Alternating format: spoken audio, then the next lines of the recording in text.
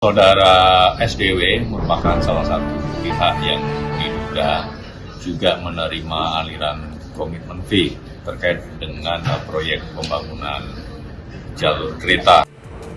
Kabar tak sedap datang dari Bupati Pati, Jawa Tengah, Sudewo. Di tengah sorotan publik di demo agar lengser dari jabatannya, pada Rabu 12 Agustus 2025, Bupati Sudewo kini diduga menerima aliran dana terkait kasus korupsi.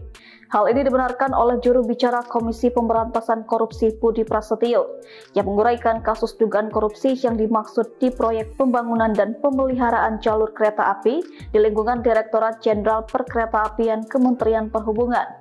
Sudewo diduga menerima komitmen fee saat masih menjabat anggota DPR periode 2019-2024. Komitmen fee sendiri merupakan biaya yang dibebankan oleh pemberi pinjaman kepada peminjam sebagai kompensasi atas kesanggupan mereka untuk menyediakan dana pinjaman. Budi melanjutkan pihaknya akan segera memanggil Bupati Sudewo guna dimintai keterangan. KPK sebetulnya pernah menyita uang dari Sudewo sekitar 3 miliar dalam penanganan perkara tersebut.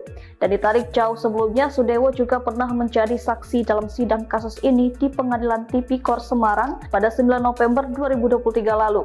Namun dalam kesaksiannya, Sudewo membantah menerima aliran dana tersebut, yang mengatakan uang yang disita oleh KPK tersebut merupakan gaji yang diperolehnya sebagai anggota DPR dan uang hasil usaha. Terlepas dari berita tersebut, berapa kekayaan Sudewo, Bupati Pati periode 2025-2030 ini adalah bupati terkaya kelima di Provinsi Jawa Tengah. Berdasarkan laporan harta kekayaan penyelenggara negara, Sudewo memiliki harta sebanyak 31 miliar. Sementara bupati terkaya se-Jawa Tengah pertama ditempati Bupati Kebumen, Lilis Nuryani dengan harta 138 miliar.